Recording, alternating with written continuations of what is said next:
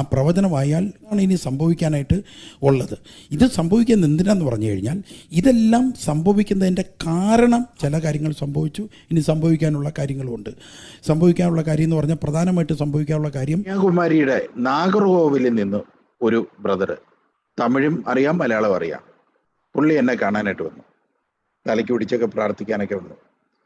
അങ്ങനെ ഞാനും പുള്ളിയും പ്രാർത്ഥിച്ചുകൊണ്ടിരിക്കുമ്പോൾ പുള്ളി എൻ്റെ അടുത്ത് പറഞ്ഞു, ശിവബ്രദറെ, ബ്രദറിന് വേണ്ടി പ്രാർത്ഥിക്കുമ്പോഴെല്ലാം, ബ്രദർ ദർശനം പറയുമ്പോഴെല്ലാം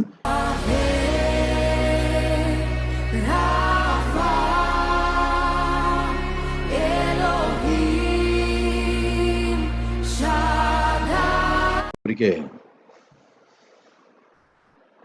ഒരു സുവിശേഷകനെ കാണുവാനായിട്ട് ഞാൻ പോയി. ആ അന്ന് ഞാൻ ദരിദ്ര സമയം, നിങ്ങൾക്കറിയാലോ, ഞാൻ കുറെ പറഞ്ഞിട്ടുള്ളതാണ്, എനിക്കിനി കൂടെ അത് കേൾക്കേണ്ട കാര്യമില്ല. അങ്ങനെ ആ സുവിശേഷകനെ കാണാൻ പോയ സമയത്ത് കർത്താവിൻ്റെ സന്ദേശം ഉണ്ടായിരുന്നു, സുവിശേഷകനെ എന്തെങ്കിലും സഹായിക്കണം എന്നൊരു സന്ദേശം ഉണ്ടായി. അന്ന് ഞാൻ ഭയങ്കര ദാരിദ്ര്യം, എനിക്ക് സഹായിക്കാനൊന്നും നിവൃത്തിയൊന്നുമില്ല. എന്നിട്ടും കർത്താവ് പറഞ്ഞു, ഇല്ല നീ ചെയ്യണമെന്ന് പറഞ്ഞു. ഞാൻ ബസ് കൂലി കഴിഞ്ഞുള്ള ബാക്കിയുള്ള എന്തെങ്കിലും ഉണ്ടെങ്കിൽ കൊടുക്കാം എന്ന് വിചാരിച്ചു. പക്ഷെ അദ്ദേഹം മേടിച്ചൊന്നുമില്ല. അപ്പം ഞാൻ കർത്താവിൻ്റെ അടുത്ത്, അപ്പോൾ അയാൾ മേടിക്കാത്ത ഒരു സുവിശേഷകൻ ആണെന്ന് എന്നെ കാണിക്കാൻ വേണ്ടിയിട്ടായിരിക്കും ഒരു വിഷയം എന്നോട് കൊടുക്കാൻ പറഞ്ഞു. ഞാൻ ആദ്യമേ ഈ പിന്നെ പ്രവസി ഇട്ട സമയത്ത് നിങ്ങൾക്ക് എല്ലാവർക്കും അറിയാം, എനിക്ക് പൊങ്കാലയായിരുന്നു അല്ലേ? ആദ്യം പ്രവസി ഇട്ടപ്പോൾ എന്തോ ഒരു പരിഹാസമായിരുന്നു.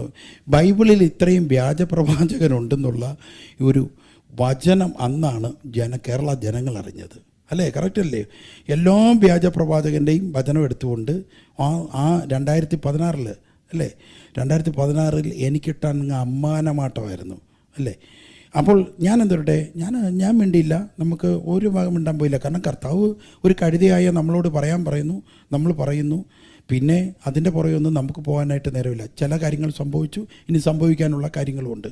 സംഭവിക്കാനുള്ള കാര്യം എന്ന് പറഞ്ഞാൽ പ്രധാനമായിട്ട് സംഭവിക്കാനുള്ള കാര്യം, പിന്നെ അമേരിക്കയിൽ ട്രംപിൻ്റെത് വരും, പിന്നെ ഇന്ത്യയിൽ തൂക്ക് പാർലമെൻറ്റ്, അതാണ് ഇപ്പോൾ ഇന്ത്യ മുന്നണി. കണ്ടോ, അന്നേ കർത്താവ് പറഞ്ഞതാണ് ഇന്ത്യ മുന്നണിയുടെ, വന്നത് കണ്ടോ? അന്ന് പറയുമ്പോൾ ഇന്ത്യ മുന്നണി ഇല്ല. പിന്നെ അതാണ് കേരളത്തിൽ കമ്മ്യൂണിസ്റ്റ് പാർട്ടി. ഇനിയിപ്പോൾ അമേരിക്കയിൽ ട്രംപ് ഈ പ്രാവശ്യം വരികയോ ഇവിടെ ഇന്ത്യ മുന്നണി ഏതെങ്കിലും തരത്തിൽ അട്ടിമറി ഉണ്ടായി കയറുകയോ ചെയ്താൽ ആ പ്രവചനമായാൽ കൊടിയ യുദ്ധം അതുമായിട്ട് ബന്ധപ്പെട്ട് നാശങ്ങൾ. അപ്പോൾ അതുകൊണ്ട് ഞാൻ പറയുന്നത്, ഉടനെ അത് സംഭവിക്കണം എന്ന് പറഞ്ഞുകൊണ്ട് നമ്മൾ പ്രാർത്ഥിക്കരുത്, അത് മാറിപ്പോകാൻ. ഇപ്പോൾ ഒരു പ്രവചനം നടന്നില്ലെങ്കിൽ ഞാൻ വിമർശിക്കപ്പെടത്തേ ഉള്ളൂ, പക്ഷേ ജനങ്ങൾ ഒരുപാട് പേർ രക്ഷപ്രാപിക്കാനിടയാകും. ഹല്ലേലൂയ അല്ലേ? ഞാൻ ഇപ്പം നമ്മൾ നിനവേ പോയി പ്രവചനം പറഞ്ഞു, അത് അന്നേരം ഒന്നും നടന്നില്ല. അപ്പോൾ അദ്ദേഹം കിടന്ന് വിഷമിക്കുന്നേ ഉള്ളൂ, പക്ഷേ ജനങ്ങൾ നിലനിൽക്കും. അത് ഇങ്ങനൊരു അവസ്ഥ വരുന്നത്, അതായത് വലിയ കൊടിയ പീഡനം ലോകത്തിൽ ഉണ്ടാകുമ്പോൾ ഞാൻ അടയാളമായിട്ട് ദൈവസന്നിധിയിൽ ചോദിച്ചപ്പോഴാണ് ഈ 3 എനിക്ക് മനസ്സിലാക്കാൻ വേണ്ടി ദൈവം പറഞ്ഞു, നീ താമസിക്കുന്ന സ്ഥലത്ത് ഇന്ന ആൾ ഇന്ത്യയിൽ ഇന്ന ആളായിരിക്കും, അമേരിക്കയിൽ ഇന്ന ആളായിരിക്കും. ഞാനാണ് ചോദിച്ചത്, അപ്പോൾ അമേരിക്കയിൽ ആരായിരിക്കും? അത് ഇന്ന ആളായിരിക്കും. അപ്പോൾ ഇന്ത്യയിൽ ആളായിരിക്കും, അത് ഇന്ന ആളായിരിക്കും. ഞാൻ ചോദിച്ചതിൻ്റെ മറുപടി ആയിട്ടാണ് ദൈവം അത് പറഞ്ഞത്. സ്തോത്ര, ഹല്ലേലൂയ. അത് ഇതുവരെയായിട്ട് നടന്നിട്ടില്ല. അതാണ് ഇനി സംഭവിക്കാനായിട്ട് ഉള്ളത്. ഇത് സംഭവിക്കുന്നത് എന്തിനാന്ന് പറഞ്ഞു കഴിഞ്ഞാൽ, ഇതെല്ലാം സംഭവിക്കുന്നതിൻ്റെ കാരണം നമ്മൾ മനസ്സിലാക്കണം. അത് മനസ്സിലാക്കുന്നതിന് മുമ്പ് നമ്മൾ അറിയേണ്ട ഒരു കാര്യം എന്ന് പറഞ്ഞാൽ, നമ്മുടെ സ്പിരിച്വൽ മേഖലയെ തകിടം മറിക്കുന്ന തരത്തിൽ അതിന് മുമ്പ് സാത്താൻ എഴുന്നേൽക്കുമെന്ന് ഞാൻ 2019 ഇതിലെ പ്രവചനത്തിലാണെന്ന് തോന്നുന്നു. അതിൽ യേശുക്രിസ്തു പറയുണ്ടായിട്ടുണ്ട്. സാത്താൻ ഇപ്പം നിങ്ങൾ നോക്കിയേ, ഏറ്റവും കൂടുതൽ ദൈവമക്കളെ സാത്താൻ ഇങ്ങനെ തകർത്തുകൊണ്ടിരിക്കുന്നതാണ് നമുക്ക് കാണാൻ സാധിക്കുന്നത്. അതുകൊണ്ട് ആരെങ്കിലും ദൈവവേല ചെയ്യുന്നുവെങ്കിൽ അതിൽ അഭിമാനമേ ഉള്ളൂ, അതിൽ സന്തോഷമേ ഉള്ളൂ. ദൈവവേല ചെയ്യണം. അന്ന് ഞാൻ ഭയങ്കര ദാരിദ്ര്യം, എനിക്ക് സഹായിക്കാനൊന്നും നിവൃത്തിയൊന്നുമില്ല. എന്നിട്ടും കർത്താവ് പറഞ്ഞു, ഇല്ല നീ ചെയ്യണമെന്ന് പറഞ്ഞു. ഞാൻ ബസ് കൂലി കഴിഞ്ഞുള്ള ബാക്കിയുള്ള എന്തെങ്കിലും ഉണ്ടെങ്കിൽ കൊടുക്കാം എന്ന് വിചാരിച്ചു. പക്ഷെ അദ്ദേഹം മേടിച്ചൊന്നുമില്ല.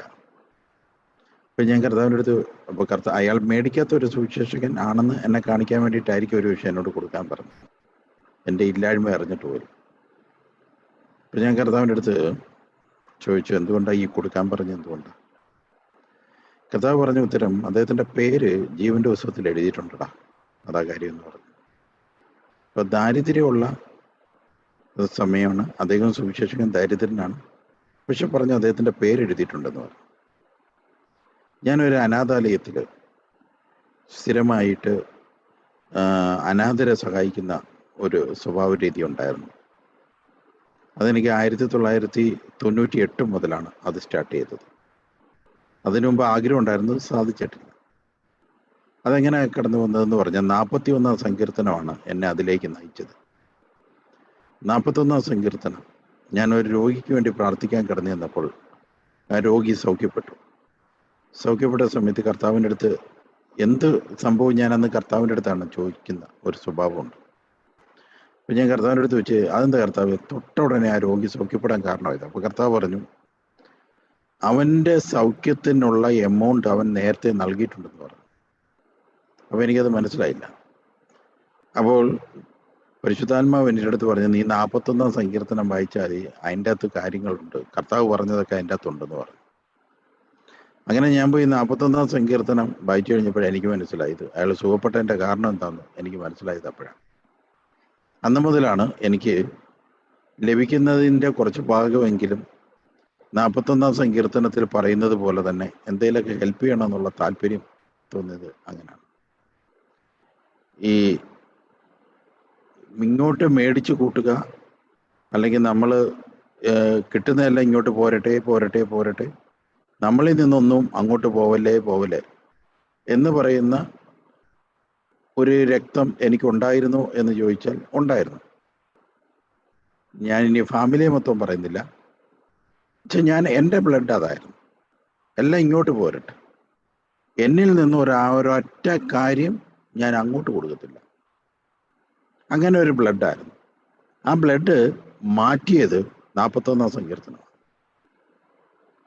മറ്റേത് എൻ്റെ ചിന്ത മൊത്തം എനിക്ക് കിട്ടാൻ അവകാശമുള്ളവനാണ്, ഇങ്ങോട്ട് മൊത്തം പൊയ്ക്കോ, ഇങ്ങോട്ട് വന്നുകൊണ്ടേയിരിക്കണം. അപ്പം ഗീവ് ആൻഡ് ടേക്ക് എന്ന് പറയുന്ന ഒരു സംഭവമുണ്ട്. എന്ന് വെച്ചാൽ കൊടുക്കുകയും വേണം, മേടിക്കുകയും വേണം. ഇതാണ്. ചിലവർക്ക് അങ്ങനെയല്ല, ടേക്ക് മാത്രമേ ഉള്ളൂ, ഈ ഗീവ് എന്ന് പറഞ്ഞൊരു സംഭവമില്ല. അപ്പം അതാണ് എൻ്റെ വ്യത്യാസം, അതാണ്. അപ്പം ആ ഒരു സ്വഭാവം മാറ്റിയെടുത്തത് 41 സങ്കീർത്തനമാണ്. അങ്ങനെ ഞാൻ ഈ 41 സങ്കീർത്തനത്തിൻ്റെ വ്യവസ്ഥ അനുസരിച്ച് ഞാനൊരു അനാഥാലയത്തിൽ എൻ്റെ തന്നെ ബൈക്കിൽ ഞാൻ അരിച്ചാക്കൊക്കെ വെച്ച് കെട്ടി ഞാൻ അവിടെ സ്ഥിരമായിട്ട് അരിച്ചാക്ക് കൊണ്ടു കൊടുക്കുമായിരുന്നു. ഒരുപാട് കഷ്ടപ്പെട്ടാണ് കൊണ്ടു കൊടുക്കുന്നത്. അന്ന് ദാരിദ്ര്യത്തിൻ്റെ മേൽ ദാരിദ്ര്യം. എൻ്റെ വീട്ടിൽ അരിയില്ലെങ്കിലും ഞാൻ എങ്ങനെയെങ്കിലും അരി മേടിച്ച് ഈ അനാഥാലയത്തിൽ കൊണ്ടു കൊടുക്കും. ഒരിക്കൽ ഞാൻ അനാഥാലയത്തിൽ കൊടുത്ത് തിരിച്ചു വരുന്ന സമയത്ത് ദൈവത്തിൻ്റെ ആത്മാവിനോട് ചോദിച്ചു, അദ്ദേഹത്തിൻ്റെ ഇത്രയും 9 or 10 പിച്ചക്കാരെ നോക്കുന്നുണ്ട്, പിച്ചക്കാരെയാണ് നോക്കുന്നത്, അദ്ദേഹത്തിൻ്റെ പേര് സ്വർഗത്തിൽ എഴുതിയിട്ടുണ്ട് ഇല്ലേ കർത്താവ്, അത് എന്ത് ഭാഗ്യവാനാണ് എന്ന് ഞാനിങ്ങനെ പറഞ്ഞ് വരികയാണ്. അപ്പോൾ പരിശുദ്ധാത്മാവ് പറഞ്ഞു, നിൻ്റെ തോന്നലാണ്, അതിൻ്റെ ഒന്നും പേരൊന്നും എഴുതിയിട്ടൊന്നും ഇല്ലെന്ന് പറഞ്ഞു. അപ്പം അന്നുകൊണ്ട് ഞാൻ ഈ അരിപ്പ പരിപാടി അങ്ങ് നിർത്തി. ഞാൻ നിർത്തി കഴിഞ്ഞപ്പോൾ ഞാൻ ഈ സംഭവം പലയിടത്തും ചെന്ന് പറഞ്ഞു. എന്നോട് ഇങ്ങനെ കർത്താവ് പറഞ്ഞു, അദ്ദേഹത്തിൻ്റെ പേരെഴുതിയിട്ടില്ല, അതുകൊണ്ട് എനിക്ക് ചെയ്യാൻ തോന്നുന്നില്ലെന്ന് പറഞ്ഞു.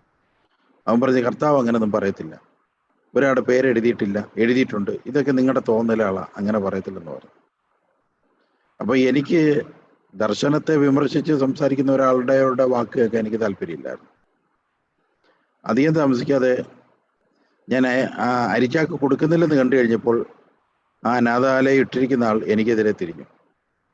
അയാൾ പറഞ്ഞു, അയാളുടെ ഈ യാചകരെയൊക്കെ പറഞ്ഞാണ് ഞാൻ ഇത്രയും നാൾ കളക്ഷൻ ചെയ്തതെന്നൊക്കെ പറഞ്ഞുകൊണ്ട് അപവാദം പറഞ്ഞുണ്ടാക്കി. അപ്പോൾ ഞാൻ ചിന്തിച്ചു, കർത്താവ് പറഞ്ഞത് പേരെഴുതിയിട്ടില്ലെന്ന് പറഞ്ഞത് എത്ര സത്യമാണെന്ന് ഞാൻ ചിന്തിച്ചു. ഇന്ന് അദ്ദേഹം ഇല്ല, ഇന്ന് അദ്ദേഹം മരിച്ചുപോയി. അതായത് അദ്ദേഹത്തിൻ്റെ അനാഥാലയം പൊളിഞ്ഞു, എല്ലാം പൊളിഞ്ഞു, എന്ന് പറഞ്ഞാൽ നരകിച്ച് ജീവിതത്തിൽ ഒരു ലക്ഷ്യവും കാണാതെ അദ്ദേഹം തീർന്നു. അന്ന് ആ ബൈക്ക് വരുന്ന സമയത്ത് കർത്താവ് പറഞ്ഞു, അദ്ദേഹത്തിൻ്റെ പേരെഴുതിയിട്ടില്ലെന്ന്. അതാണ് ഞാൻ ഇന്നലെയും പറഞ്ഞത്, പേരെഴുതാത്ത ധാരാളം പേരുണ്ട്. പ്രാർത്ഥനയ്ക്കുണ്ടോയെന്ന് ചോദിച്ചാൽ പ്രാർത്ഥനയ്ക്കുണ്ട്, പക്ഷെ പേരെഴുതാത്ത അനേകം പേരുണ്ട്. അത് വളരെ ശ്രദ്ധിക്കണം. മനുഷ്യനെ പറ്റിച്ചും മനുഷ്യൻ്റെ മുമ്പിൽ അഭിനയിച്ച് കാണിച്ചും ജീവിക്കുന്ന സഹോദരങ്ങൾ, സഹോദരിമാർ ഉണ്ട്. ഇവര് വിചാരിക്കും രാപ്പകൽ ഞാൻ കഷ്ടപ്പെടുന്നു, ഞാൻ പ്രാർത്ഥിക്കുന്നു, എൻ്റെ പേര് എഴുതിയിട്ടുണ്ടെന്ന് വിചാരിക്കും. ഞാൻ ഉൾപ്പെടെയുള്ളവർ വളരെയേറെ ശ്രദ്ധിക്കണം. നമ്മുടെ പേര് എഴുതിയിട്ടില്ലെങ്കിൽ ഇതെല്ലാം നാളെ തിരിച്ചടിക്കും. ഇതെല്ലാം നാളെ ഓരോ സ്പിരിറ്റായിട്ട് തിരിച്ചടിച്ചുകൊണ്ടിരിക്കും.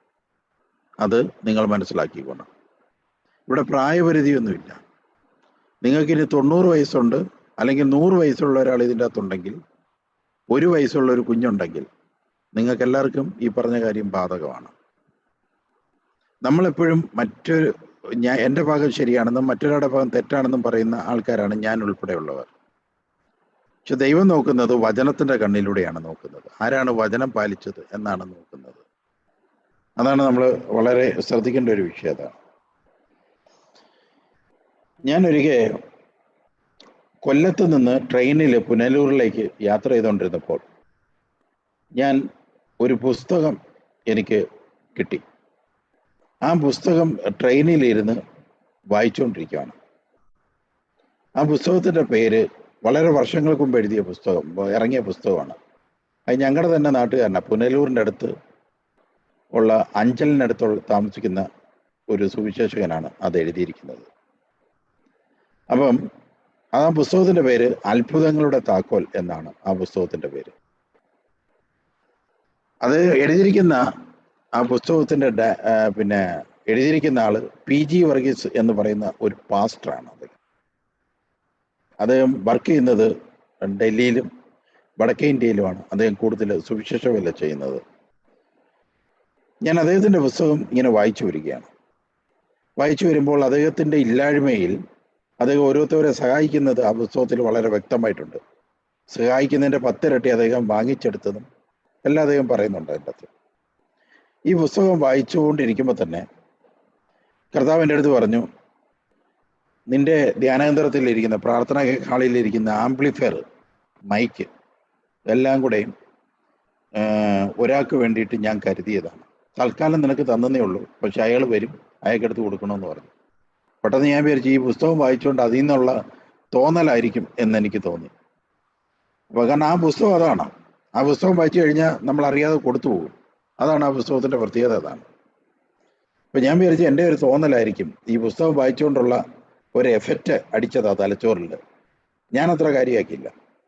ഞാൻ അന്ന് ഞായറാഴ്ച അഞ്ചലിനടുത്തുള്ള ഞങ്ങളുടെ പ്രയർ ഹാളിലേക്ക് കടന്നു. അന്ന് ഞങ്ങളൊരു സെക്കൻഡ് ഹാൻഡ് മൈക്ക് കടയിൽ നിന്ന് സെക്കൻഡ് ഹാൻഡ് വ്യവസ്ഥ വെച്ച് ഒരു ആംപ്ലിഫയറും ഒരു പൊത്ത മൈക്കും ഉണ്ടായിരുന്നു. പിന്നെ അതിൻ്റെ ഒരു മൈക്ക് സ്റ്റാൻഡും ഉണ്ടായിരുന്നു. ആ പൊത്ത 2 മൈക്ക് ഉണ്ടായിരുന്നു.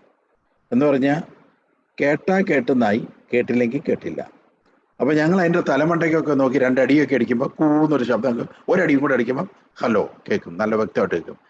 അങ്ങനെ വെച്ച് ഈ സ്റ്റിക്കറൊക്കെ വെച്ച് ഒട്ടിച്ച് ആണ് അന്ന് പ്രാർത്ഥന നടത്തിക്കൊണ്ടിരുന്നത്.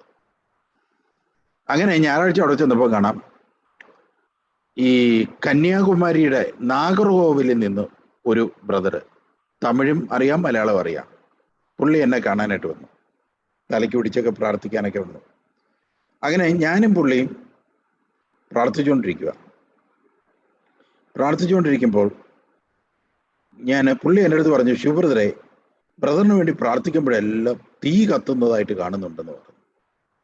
ഞാൻ പറഞ്ഞു ശരിയാ, വേറെന്തെങ്കിലും മെസ്സേജ് ഉണ്ടോ? വേറൊരു മെസ്സേജ് ഇല്ല. ഞാൻ ചോദിച്ചു ബ്രദറിന് വേണ്ടിയിട്ട് ഞാൻ എന്ത് മെസ്സേജ് അടിക്കണ്ട, ബ്രദറിന് എന്താ പ്രാർത്ഥിക്കുന്നത്? അപ്പോൾ ആ ബ്രദർ പറഞ്ഞു, ബ്രദറെ എനിക്കൊരു പ്രാർത്ഥന വിഷയമുണ്ട് ബ്രദറെ, 1 വർഷമായിട്ടുള്ള പ്രാർത്ഥന വിഷയമാണ്. എനിക്കൊരു ആംപ്ലിഫയറും ഒരു പൊത്ത മൈക്കാണെങ്കിലും വേണ്ടില്ല, ഒരു മൈക്കും കിട്ടിയ അത് മതി ബ്രദറെ എന്ന് പറഞ്ഞു. അപ്പോൾ 3 ദിവസത്തിന് മുമ്പ് കർത്താവിനോട് സംസാരിച്ചതാണ്, ആംപ്ലിഫയറും നിന്റെ മൈക്കും കൊടുക്കുക ആള് ഞാൻ നിന്റെ ഹാളിൽ അയക്കും എന്ന് പറഞ്ഞതാണ്. ഞാനെപ്പോഴും എൻ്റെ ഉള്ളുകൊണ്ട് മഹാഭാവി അത് നീയായിരുന്നോ, ആകെ ഉള്ളത് ഇതേ ഉള്ളൂ എന്ന് എൻ്റെ ഉള്ളുകൊണ്ട്.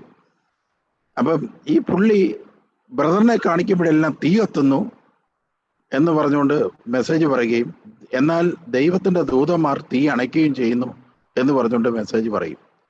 പുള്ളി ആ മെസ്സേജ് പറഞ്ഞുകൊണ്ടിരുന്നപ്പോൾ തന്നെ ഞാൻ എഴുന്നേറ്റ് പോയി ആംപ്ലിഫയർ എല്ലാം കൂടെ മടക്കി പെട്ടിയിലാർത്താക്കി ഉള്ള മൈക്കും കൂടെ എടുത്ത് അതിൻ്റെ അകത്തിട്ട് പാക്ക് ചെയ്ത് പുള്ളിയുടെ മുമ്പിൽ കണ്ണ് തുറക്കുമ്പോൾ തന്നെ പുള്ളിയുടെ മുമ്പിൽ കൊടുത്തിട്ട് പറഞ്ഞു, 3 ദിവസത്തിന് മുമ്പ് കർത്താവ് എന്നോട് പറഞ്ഞതാ ഇതിന് മേടിക്കാൻ ഒരാൾ വരും, എന്നാ ബ്രദർ എടുത്തോ. അയ്യോ ഇവിടെ വേറെ ആംപ്ലിഫൈ.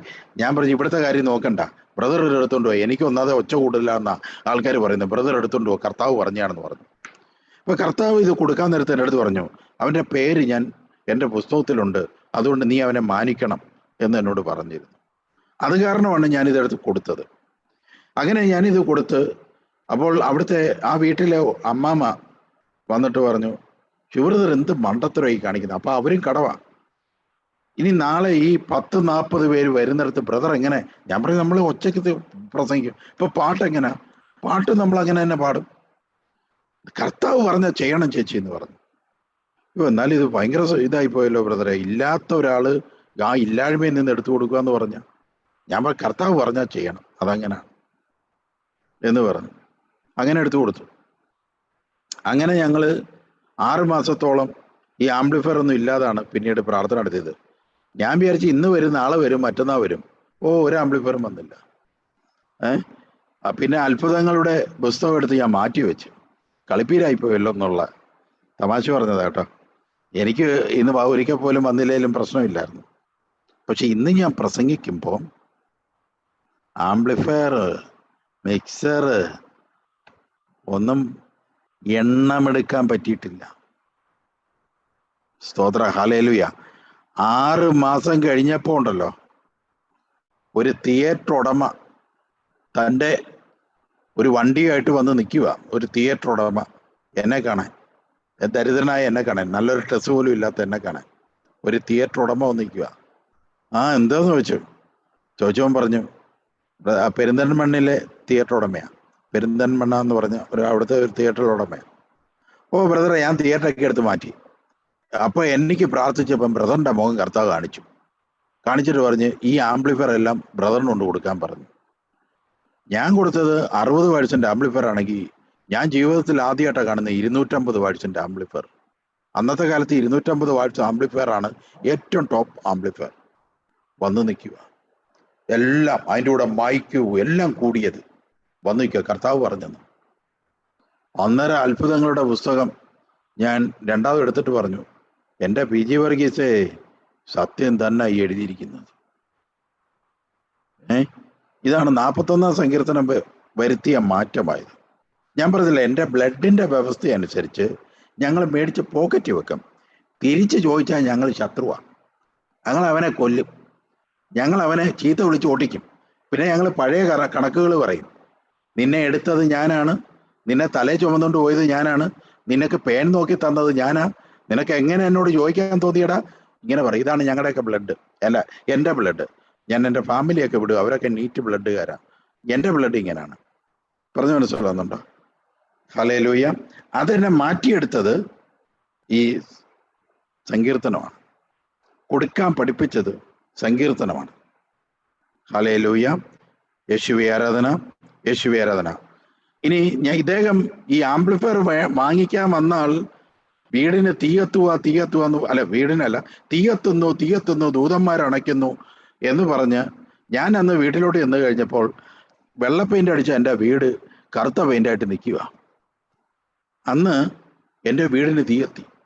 ഞങ്ങളിത് ഈ ബ്രദർ ദർശനം പറയുമ്പോഴെല്ലാം വീട് നിന്ന് തീയത്തിക്കൊണ്ടിരിക്കുക എന്ന് പറഞ്ഞ് എൻ്റെ മോൻ അന്ന് കൊച്ചായിരുന്നു. അവന് ഈ TV-യിൽ ഈ ഇങ്ങനെ ഓരോ സീനുകളൊക്കെ വരുന്ന കണ്ടപ്പോൾ അവന് ഇച്ചിരി ബുദ്ധി കൂടുതലായതുകൊണ്ട് അവൻ എന്ത് ചെയ്തിട്ട് മെഴുകുതിരി എടുത്ത് TV-യുടെ മുമ്പിൽ കത്തിച്ചിട്ട് അങ്ങ് പ്രാർത്ഥനയും തുടങ്ങി.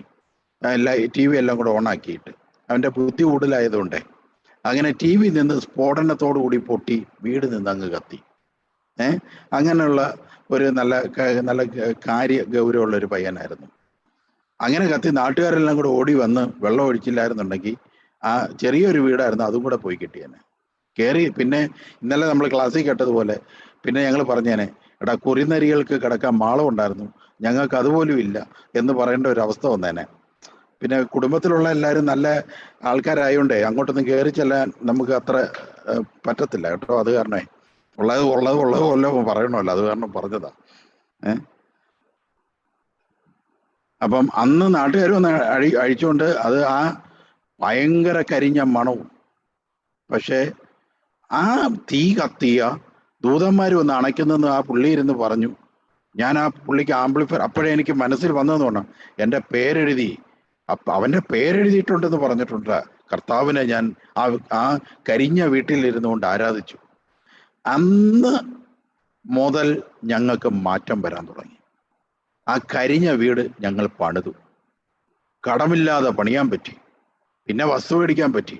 പിന്നെ അങ്ങ് ഉയർച്ചയാ, പടപടപടപടാന്ന് പറഞ്ഞുകൊണ്ട് ഉയർച്ചയായിരുന്നു. യേശുവേ ആരാധന. അതായത് സ്വർഗരാജ്യത്തിൽ പേരുള്ള ഒരുത്തൻ വന്ന് എൻ്റെ വീടിനെ കുറിച്ച് വിഷൻ പറഞ്ഞതേ ഉള്ളൂ, കുടുംബം ഉയരാൻ തുടങ്ങി. യേശുവേ ആരാധന, യേശുവേ ആരാധന, യേശുവേ ആരാധന.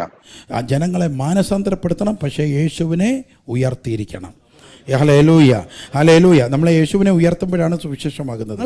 പറയുന്നത് എന്ന് പറഞ്ഞാൽ ഞങ്ങളുടെ ഫിസിക്കൽ പ്രാക്ടിക്കൽ സൈഡുണ്ട്. ഞങ്ങളുടെ ഒരു സൈഡിൽ ജനങ്ങളെ സാത്താനിൽ നിന്ന് വിടിവിക്കുന്ന ശുശ്രൂഷയും അത് ക്രിസ്തു ഞങ്ങളുമായിട്ട് കണക്റ്റ് ചെയ്ത് ക്രിസ്തു ഞങ്ങളും തമ്മിൽ ഞങ്ങളെ പഠിപ്പിച്ചു തരികയും മനസ്സിലാക്കി തരികയും ഓരോ സ്പിരിറ്റ് അഴിയുമ്പോൾ എടാ ഇത് ഇന്ന സ്പിരിറ്റാണ്, ഇത് ഇന്ന കണക്ക് നീ ചെയ്യണം, എന്നാലേ അത് രക്ഷപ്പെടത്തുള്ളൂ.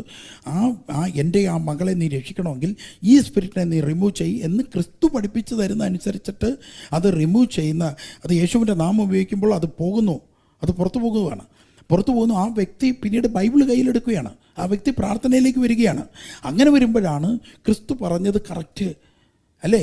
അത് നമ്മൾ അപ്പോൾ തന്നെ നമ്മൾ അതിശയിക്കുക, ദൈവത്തിന് നന്ദി പറയുക, നമ്മൾ സ്തോത്രം പറയുകയാണ്. യേശു എത്ര ഇതായിട്ടാണ് നമ്മളെ പഠിപ്പിക്കുന്നതെന്ന് നമുക്ക് തോന്നുകയാണ്. ഒരു തളർവാദ രോഗിയെ സുഖപ്പെടുത്തുക. അപ്പോൾ ഇതെല്ലാം ഞങ്ങളിൽ സംഭവിച്ച കാര്യങ്ങളായതുകൊണ്ട് പറയുന്നത്. ഇതെല്ലാം കേൾക്കുമ്പോൾ ബ്രദറിനെ തള്ളുകയാണ് എന്ന് തോന്നരുത്. ഞാൻ ഇപ്പോഴാണ് ഈ സംഭവങ്ങളൊക്കെ പറയാൻ തുടങ്ങിയത്. ഞാൻ പറയാം, ജീസസ് വിഷനിൽ നടക്കുന്ന ഈ മിറക്കിളും ഈ ഡെലിവറൻസും നമ്മൾ യൂട്യൂബിൽ ഇട്ടിരുന്നെങ്കിൽ നമ്മൾക്ക് ഇവിടെ നമുക്ക് നിന്ന് കൊള്ളിക്കാൻ പറ്റാതെ വന്നേനെ. ഇപ്പം തന്നെ നമുക്ക് പറ്റുന്നില്ല. ഇപ്പം നമ്മൾ ഓണത്തിന് നടത്തേണ്ട ക്യാമ്പിന് ഇപ്പോൾ ഓഡിറ്റോറിയം അന്വേഷിച്ച് കിടക്കുക. ഇത്രയും ജനങ്ങളെ ഇരുത്താൻ പറ്റിയ ഓഡിറ്റോറിയം എവിടെ കിട്ടുന്നതെന്ന് പറഞ്ഞ് നോക്കിക്കൊണ്ട് കിടക്കുക. ഇത്രയും ജനങ്ങളെ ഇരുത്തണം, ധ്യാനിപ്പിക്കണം. അതാണ് ഇപ്പോഴത്തെ അവസ്ഥ. ഇതിൻ്റെ കൂടെ നമ്മൾ ഇതും കൂടെ യൂട്യൂബിൽ ഇട്ട് കഴിഞ്ഞാൽ നമുക്ക് നിയന്ത്രിക്കാൻ പിന്നെ ഇത്രയും സമാധാനത്തിൽ പിന്നെ നമുക്ക് പോകാൻ പറ്റിയെന്ന് വരത്തില്ല. അപ്പോൾ അതുകൊണ്ടാണ് ഞാൻ പറഞ്ഞു വരുന്നത്. ഞാനൊരു എക്സാമ്പിൾ പറയാം. അതായത് ഞങ്ങൾ ഒരു സുവിശേഷ വേലയിൽ ഒരു സ്പിരിറ്റിനെ റിമൂവ് ചെയ്യുന്ന മേഖലയുമായിട്ട് ബന്ധപ്പെട്ട് ഞങ്ങളൊരു ശുശ്രൂഷ നടന്നുകൊണ്ടിരിക്കുക. നമുക്ക് അതിന് മുമ്പ് ഒരു വട്ടം ഇത് കേൾക്കുന്നതിന് മുമ്പ് ഒന്ന് സ്തുതിക്കാൻ. നമുക്കൊന്ന് ദൈവത്തെ. തളർവാദ രോഗികൾ അവർ ആത്മീയ മക്കളാണ്, പക്ഷെ അവർക്ക് എഴുന്നേറ്റ് നടക്കാൻ വയ്യ. അപ്പോൾ ഞാൻ ഒരു സൈഡിൽ നിന്നുകൊണ്ട് പ്രാർത്ഥിച്ചു, കർത്താവ് ആരോഗ്യം കൊടുക്കുന്നു, അവർ എഴുന്നേറ്റ് നിൽക്കുന്നു. നിങ്ങൾക്കറിയാം, നിങ്ങൾ കാണാറുള്ളതാണ്. എഴുന്നേറ്റ് നിൽക്കുന്നു. അപ്പോൾ മറു സൈഡിൽ മറ്റേ ആൾ പ്രാർത്ഥിക്കുന്നു, എഴുന്നേറ്റ് നടക്കുന്നു. ആ സമയം ഞങ്ങൾ കൂട്ടായിട്ട് ഒരു 3-4 രോഗികളെ എഴുന്നേൽപ്പിച്ച് നടത്തി നേരെ ഓഡിയൻസിൻ്റെ അടുത്തേക്ക് കൊണ്ടു ചെല്ലുന്നു. ഓഡിയൻസ് ദൈവത്തെ സ്തുതിക്കുന്നു, ആരാധിക്കുന്നു. ഇതെല്ലാം ആണ് ചെയ്യുന്നത്. അപ്പോൾ ഇതെല്ലാം കഴിഞ്ഞപ്പോൾ യേശുക്രിസ്തു എഴുന്നേൽപ്പിച്ചു, യേശുക്രിസ്തു നടത്തി, യേശുക്രിസ്തുവിന് മഹത്വം കൊടുക്കുക എന്ന് പറഞ്ഞുകൊണ്ട് പിന്നെ സ്റ്റേജിൽ നിൽക്കുന്ന ആൾ അനൗൺസ് ചെയ്യുന്നു. ജനങ്ങൾ ഭയങ്കരമായിട്ട് യേശുവിനെ സ്തുതിക്കുന്നു. ഇതെല്ലാം കഴിഞ്ഞപ്പോൾ മറ്റേ ആൾ വന്നിട്ട് പറയുകയാണ്, അത് യേശുക്രിസ്തു മാത്രമല്ല, അതിൽ ഞാനും ശിവബ്രദറിൻ്റെയും കൂടെ കഷ്ടപ്പാടുണ്ട് എന്ന് പറഞ്ഞു. ഞാനവിടെ നിന്നുണ്ട് എൻ്റെ കഷ്ടപ്പാടില്ലെന്ന് പറഞ്ഞു. ഹല്ലേലൂയ, എൻ്റെ കഷ്ടപ്പാടില്ല. നിങ്ങൾക്ക് എന്ത് തോന്നുന്നു? ആ പുള്ളി പറഞ്ഞത് ശരിയാണോ? കാരണം യേശുവിൻ്റെ മഹത്വം പൂർണ്ണമായും വിട്ടുകൊടുക്കാൻ ഇത്രയും ജനങ്ങൾ, തളർവാദ രോഗി എഴുന്നേറ്റ് നിൽക്കുന്നു. അപ്പോൾ അതിൻ്റെ അകത്ത് തൻ്റെ പേര് മഹത്വത്തിൽ വരണം. വരാത്തതിൽ മനം നൊന്നിട്ട് മൈക്കെടുത്ത് പറയുക. അന്നത്തോടു കൂടി നിർത്തി ആ പുള്ളിയായിട്ടുള്ള കൂട്ട്. അതാണ് വേൾഡ് റൂളേഴ്സ്. യേശു ഉയരത്തേയില്ല, മൊത്തവും മനുഷ്യവ്യക്തിയെ ഇങ്ങനെ പൊക്കും. നിങ്ങൾ എന്നെ നോക്കിയാൽ മതി, വേറെ ആരെയും നിങ്ങൾ നോക്കണ്ട. എന്നെ നോക്കിയാൽ മതി. ഞാൻ എപ്പോഴും എന്നെ അങ്ങ് പൊക്കി അങ്ങ് അടിക്കുക. യേശുവിനെ ഉയർത്തത്തില്ല. അപ്പോൾ എൻ്റെ അകത്തിരിക്കുന്നത് ഏത് ആത്മാവാണ്? നിങ്ങൾ ചിന്തിച്ചേ, വേൾഡ് റൂളറാണ്. അതാണ് അവൻ്റെ പരിപാടിയാണിത്. ഹല്ലേലൂയ, യേശുവേ ആരാധന, യേശുവേ ആരാധന, ഹല്ലേലൂയ. ക്ലാസ് ഒന്ന് കേട്ട് നോക്കുക, ഇത് പഠിക്കുക. അതുപോലെ തന്നെ ഏതെങ്കിലും തരത്തിലൊക്കെ സ്പിരിറ്റിൻ്റെ ആക്രമണം മൂലം തകർന്നു കിടക്കുന്ന ഫാമിലികൾ ഉണ്ടെങ്കിൽ, നിങ്ങളുടെ സ്വന്തത്തിലോ ബന്ധത്തിലോ ഉണ്ടെങ്കിൽ അവർക്ക് ഈ ക്ലാസ് അയച്ചു കൊടുക്കുക. അവരിരുന്ന് കേട്ട് നോക്കട്ടെ. കേട്ടിട്ട് അവർക്ക് ഒരു കോളിംഗ്, ദൈവത്തിൻ്റെ ഒരു കോളിംഗ് ഉണ്ടെങ്കിൽ അവർ പെട്ടെന്ന് ഓഫീസിൽ വിളിക്കാൻ പറയുക. ഞങ്ങളിൽ സ്പിരിച്വൽ അഡ്വൈസേഴ്സ് ഞങ്ങൾ അവരുമായിട്ട് സംസാരിക്കും. എന്നിട്ട് ഞങ്ങൾ ധ്യാനം വെക്കുന്ന സ്ഥലമാകുമ്പോൾ അവർക്ക് വരാൻ പറയാം. അതിൽ പാവപ്പെട്ടവരാണെന്നുണ്ടെങ്കിൽ ഞങ്ങൾക്ക് അവരെ ഒന്നും അറിയണ്ട, അവർക്ക് സൗജന്യമായിട്ട് തന്നെ ധ്യാനം കൂടാനുള്ളൊരു അവസരം ഉണ്ടാകും. ജീസസ് വിഷനിൽ ധ്യാനം കൂടുന്ന വർഷങ്ങളായിട്ട് ഉള്ളവർ നിങ്ങൾ ശ്രദ്ധിക്കുക, ഇന്നേ വരെ ഞങ്ങൾ എങ്ങനെയാണ് ഇത് മുന്നോട്ട് പോകുന്നത് ഇതും കൂടെ നിങ്ങളെ ഒന്ന് അറിയണം. ഞാൻ ഉൾപ്പെടെയുള്ളവർ ജോലി ചെയ്യുകയാണ്. ഞാൻ കഴിഞ്ഞ ആഴ്ച ഞാൻ പറയാമല്ലോ, ഞങ്ങളുടെ കൂട്ടത്തിലുള്ള 4 ബ്രദേഴ്സ് ഞാൻ മമ്മട്ടി കൊണ്ട് മണ്ണ് കോരി ചട്ടിയിലിട്ട് കൊടുത്തു, അവരെടുത്ത് ചോന്നുണ്ടായി, പിന്നെ അവരിട്ട് തന്ന് ഞാൻ എടുത്തുണ്ടായി. അത് മൈക്കാട് പണി വരെ ചെയ്യുന്നുണ്ട്. ഹല്ലേലൂയ, സ്തോത്ര, ഹല്ലേലൂയ. അത് ഞാൻ ഉൾപ്പെടെയുള്ളവർ ജോലി ചെയ്യുകയാണ്. നിങ്ങൾ ഞങ്ങളുടെ വീഡിയോയിൽ നോക്കിക്കഴിഞ്ഞാൽ ഒരിക്കൽ പോലും ഞങ്ങൾക്ക് ഞങ്ങളുടെ അക്കൗണ്ട് നമ്പർ ഇതാണ്, പേയ്മെൻ്റ് ഇട്ട് തായോ എന്ന് നിങ്ങൾക്ക് ഒരിക്കൽ പോലും ഞങ്ങളുടെ ഒരു വീഡിയോയിലെങ്കിലും നിങ്ങൾക്കൊന്ന് കാണിച്ചു തരാമോ? ഞങ്ങളുടെ വൺ ഡേ ധ്യാനങ്ങൾ എത്രയോ ആയിരക്കണക്കിന് എത്രയിടത്താണ് വൺ ഡേ ധ്യാനങ്ങൾ നടക്കുന്നത്. ഞങ്ങൾ ഒരു സ്വോത്രകാഴ്ച ബക്കറ്റുമായിട്ട് നിങ്ങളുടെ മുമ്പിൽ വരാറുണ്ടോ? നിങ്ങൾ ചിന്തിച്ച് നോക്ക്. ഞങ്ങൾ വന്നിട്ടില്ല, അഹങ്കാരമല്ല ഈ പറയുന്നത്. ഞങ്ങൾ എന്താ ചെയ്യുന്നതെന്ന് പറഞ്ഞാൽ, ഞങ്ങളുടെ ഓൺ ഫാമിലികളുണ്ട്, ജീസസ് വിഷൻ്റെ നടത്തിപ്പുകാരുണ്ട്. ഞങ്ങളെല്ലാവരും ജോലി ചെയ്യുന്ന എമൗണ്ട് ഇട്ടിട്ടാണ് ഞങ്ങൾ പലപ്പോഴും ധ്യാനം നടത്തുന്നത്. അതുകൊണ്ട് ഇനി ഇതുകൂടെ ഞാനിപ്പോൾ ഇവിടെ ഏറ്റവും നല്ല കർത്താവിൻ്റെ മുമ്പിൽ നമുക്ക് പോകാൻ നമ്മുടെ പ്രസംഗമല്ല, നമ്മുടെ പ്രവചനമല്ല, നമ്മുടെ നമ്മുടെ അത്ഭുത രോഗശാന്തിയാണോ, ഇതൊന്നും ഒന്നും കൊണ്ട് നമ്മൾ പോകത്തില്ല. പിന്നെ നമ്മൾ എന്തുവാണ് പോകുന്നത്? സ്നേഹമാണ്. ദരിദ്രരെ സഹായിക്കണം, അല്ലേ? നമ്മൾ ദരിദ്രരെ നമ്മൾ സഹായിക്കണം. അവരെ ക്രിസ്തുവിൻ്റെ പ്രകാശം മറ്റുള്ളവരിലേക്ക് നമ്മൾ എത്തിച്ചാൽ മാത്രമേ നമ്മൾ പോകത്തുള്ളൂ. ഹല്ലേലൂയ. എനിക്ക് 100% ദൈവം എന്നെ ത്രാസിൽ തൂക്കി നോക്കിക്കഴിഞ്ഞാൽ എൻ്റെ ത്രാസ് ഒരിക്കലും അത് പൊങ്ങിപ്പോത്തില്ല. അതായത് ദൈവം ഇങ്ങനെ തൂക്കാനായിട്ടൊരു കട്ട ഇട്ട ഉടനെ കട്ട അങ്ങ് താന്നു, ഞാൻ മെളിപ്പോയി. അതല്ല, ദൈവം കട്ടയിട്ട് കഴിഞ്ഞാലും ഞാനിങ്ങനെ അതിങ്ങനെ നിൽക്കണം. എന്നെ അളന്ന് നോക്കിയാൽ എൻ്റെ ചാരിറ്റിയുടെ അല്ലെങ്കിൽ നമ്മൾ ചെയ്യുന്ന സേവനങ്ങൾ ഇങ്ങനെ അതിനെ ഒരു ശകലം പോലും ചലിപ്പിക്കാൻ പോലും പറ്റാത്ത വിധത്തിൽ നമ്മൾ ആയിരിക്കണം. ഹല്ലേലൂയ, യേശുവേ ആരാധന. ഇന്ന് നമുക്കറിയാം, ഒരുപാട് ഞങ്ങൾ പബ്ലിസിറ്റി ചെയ്ത് ചാരിറ്റി ചെയ്യാറില്ല. അതായത് ഗ്രൂപ്പായിട്ട് ചേർന്ന് സഹായിക്കുന്ന കാര്യങ്ങൾ മാത്രമേ പബ്ലിസിറ്റി ചെയ്യാറുള്ളൂ. ബാക്കിയുള്ള പേഴ്സണൽ സഹായങ്ങൾ ഒരു മനുഷ്യൻ അറിയാതെ ചെയ്യുന്ന ഒരുപാട് കാര്യങ്ങൾ, അതെല്ലാം ഞങ്ങൾ ഈ മമ്മട്ടി എടുത്ത് കളച്ചും ബ്രഷ് അടിച്ചും ഞാൻ ഉൾപ്പെടെ നിന്നുകൊണ്ട് എനിക്ക് റോളർ വെച്ച് പെയിൻ്റ് അടിക്കാൻ അറിയാം ഇപ്പം കേട്ടോ. ഹല്ലേലൂയ. പുട്ടിയിടാൻ പഠിച്ചു വീടിൻ്റെ ഭിത്തിക്ക്. ഹല്ലേലൂയ. ഇത് ചെയ്തിട്ടാണ്. കാരണം പണ്ട് ഞാൻ പ്രവചനം എഴുതിയപ്പോൾ ഒരു 2-3 പയ്യന്മാർ എനിക്ക് എഴുതി, ഇതിനേക്കാളും നല്ലത് കളയ്ക്കാൻ പോടാന്ന് പറഞ്ഞു എഴുതി. അപ്പോൾ അതൊരു ദൈവവാക്കാണ്, അതുകൊണ്ടാണ് ഇപ്പോൾ കളയ്ക്കാൻ പോകുന്നത്. പിന്നെ വേറൊരാൾ എഴുതി, ടൈല് പണിക്ക് പോയാൽ നല്ല വില. ഞാൻ ടൈല് പണിക്കും പോയി ഇപ്പം, കാരണം അതെല്ലാം ദൈവമാണ് സംസാരിക്കുന്നത്. Praise the Lord, hallelujah. അതുകൊണ്ട് അങ്ങനെയുള്ള ആൾക്കാർ ഇത് കേട്ടിട്ടുണ്ടെങ്കിൽ പോയി കേട്ടോ. ഞാൻ ടൈല് പണിക്ക് പോയി, ടൈല് ഞാനാണ് കട്ട് ചെയ്ത് കൊടുത്തത്. യേശുവേ ആരാധന. അപ്പോൾ അതുകൊണ്ട് ഇനി അതൊന്നും പറഞ്ഞുകൊണ്ട് വരണ്ട, അതെല്ലാം ചെയ്യുന്നുണ്ട്. യേശുവേ സ്തുതി, യേശുവേ ആരാധന. അതുകൊണ്ട് ഞങ്ങൾ ഒന്നേ നിങ്ങളിൽ നിന്ന് ആഗ്രഹിക്കുന്നുള്ളൂ, നിങ്ങൾ ക്രിസ്തുവിൻ്റെ നല്ല പടയാളികളായി മാറണം. ഞാൻ എപ്പോഴും എൻ്റെ ശിഷ്യരോട് പഠിപ്പിക്കുന്ന ഒരു കാര്യമുണ്ട്. നമ്മൾ മറ്റുള്ളവരോട് പറയും, നിങ്ങൾ ക്രിസ്തുവിനെ അറിയൂ, നിങ്ങൾ അനുഗ്രഹം പ്രാപിക്കും, നിങ്ങൾ നോക്കിക്കോ, പിശാച് പോയി കഴിഞ്ഞാൽ നിങ്ങൾ ഉയരും, നിങ്ങൾ ആത്മീയ വർധനവുണ്ടാവും എന്ന് പറഞ്ഞിട്ട് ഇതെല്ലാം പ്രസംഗിച്ചിട്ട് ഏറ്റവും അവസാനമാകുമ്പം, പ്രിയപ്പെട്ടവരെ എനിക്കൊരു വണ്ടി മേടിക്കണം, ഇച്ചിരി പൈസ തരൂ എന്ന്. അപ്പോൾ നമ്മളങ്ങ് തിണ്ടുക. പിന്നെ ഇത്രയും നേരം നമ്മൾ പ്രസംഗിച്ച് എന്തോ. അപ്പോൾ ഞാൻ എൻ്റെ ശിഷ്യരടുത്ത് പറയും, അതിനേക്കാൾ നെറിയട്ട പരിപാടി വേറെ ഇല്ല. അതുകൊണ്ട് അതായത് നിങ്ങൾ വേണമെങ്കിൽ കളയ്ക്കാൻ പോയിക്കോ, പക്ഷേ ഒരിക്കലും കർത്താവിൻ്റെ നാമം ദുരുപയോഗം ചെയ്യാൻ അനുവദിക്കരുത്. നമ്മൾ അന്യൻ്റെ പണം കൊണ്ട് നമ്മൾ ഒന്നും പണിയണ്ട. കർത്താവിന് ജോലി ചെയ്യാൻ തയ്യാറുണ്ടെങ്കിൽ ജോലി ചെയ്യുക. യേശുവേ ആരാധന. ഞാൻ ജോലി ചെയ്യുന്ന ഒരാളാണ്, രാവും പകലും ജോലി ചെയ്യുന്ന ഒരാളാണ്. പക്ഷേ ഞാൻ സുവിശേഷ വേലയും ധ്യാനവും നടത്തുന്നുണ്ട്. എനിക്കൊരു കുറവുകളും ഇല്ല, എനിക്കൊരു കോട്ടവും വന്നിട്ടില്ല. Praise the Lord. അതുകൊണ്ട് കർത്താവിൽ പ്രിയരെ, ഇതാണ് ഞങ്ങൾ. ഇനി ഇതിനപ്പുറത്തോട്ട് നിങ്ങൾക്ക് ഞങ്ങളെ എന്ത് വേണമെങ്കിലും പറയാം, എന്ത് വേണമെങ്കിലും കല്ലെറിയാം. ഇതാണ് ഞങ്ങൾ. Praise the Lord. അതുകൊണ്ട് നിങ്ങളും പൗലോസ്ലീഹ പറഞ്ഞ പോലെ ഞങ്ങളെ അനുകരിക്കണം എന്നാണ് എനിക്കും നിങ്ങളോട് പറയാനുള്ളത്. അതുകൊണ്ട് എനിക്കിപ്പോൾ വരം കിട്ടി, എനിക്കിപ്പോൾ പ്രാർത്ഥന, ഇനിയിപ്പോൾ എനിക്ക് പിശാചിനൊക്കെ ബഹിഷ്കരിക്കാൻ പറ്റും. ജോലി അങ്ങോട്ട് എടുത്ത് കളഞ്ഞിട്ട് പിറ്റേന്ന് മുതൽ വല്ലതും തായോ എന്ന് പറഞ്ഞുകൊണ്ട് പ്ലീസ് എൻ്റെ എൻ്റെ സഹോദരങ്ങൾ, ഞാൻ എൻ്റെ ആൾക്കാരോടാണ് പറയുന്നത്, നടക്കരുത്. എന്നാൽ നിങ്ങളുടെ ശിഷ്യന്മാർ, നിങ്ങൾക്കൊരു ഗ്രൂപ്പുണ്ടായി, ആ ഗ്രൂപ്പ് എല്ലാം കൂടെ ചേർന്നിട്ടാണ് ഒരു മിനിസ്ട്രി നടക്കുന്നതെങ്കിൽ ആ ഗ്രൂപ്പ് എല്ലാം കൂടെ ചേർന്നിട്ട് ആ മിനിസ്ട്രിക്ക് വേണ്ടി എമൗണ്ട് ഇടുന്നതിൽ യാതൊരു തെറ്റുമില്ല. അങ്ങനെയാണ് ഈ മിനിസ്ട്രിയും പോകുന്നത്. ഹല്ലേലൂയ. അല്ല എൻ്റെ മാത്രമാണെങ്കിൽ അതൊരു വൈറ്റ് കോളർ ശുശ്രൂഷയായി മാറും. എൻ്റെ മാത്രമല്ല, ഇതിൻ്റെ അകത്തുള്ള സംഘാടകർ, ഞങ്ങൾ ഫാമിലികളുണ്ട്, നല്ല കട്ടയ്ക്ക് നിൽക്കുന്ന ഫാമിലികൾ, കട്ടയ്ക്ക് നിൽക്കുന്ന യൂത്ത് വിങ് ഉണ്ട്. ഞങ്ങളെല്ലാവരും കൂടെ ചേർന്നിട്ടാണ് ഇത് മുന്നോട്ട് പോകുന്നത്. അതുകൊണ്ടാണ് സ്തോത്രം. ഇത് ഈ അടുത്ത സമയത്ത് ഇന്നലെ ഒരു ചോദ്യം വന്നു, നിങ്ങൾ എന്തുകൊണ്ടാണ് അഹങ്കാരമാണോ പൈസ ഉണ്ടെന്നുള്ളത്? അതല്ല എന്ന് പറയാനാണ് ഞാനിത് പറഞ്ഞത്. സ്തോത്രം. ഹല്ലേലൂയ. ഞങ്ങൾ കളക്ടറാണ് നിങ്ങളെ സുവിശേഷം അറിയിക്കുന്നത്. Praise the Lord.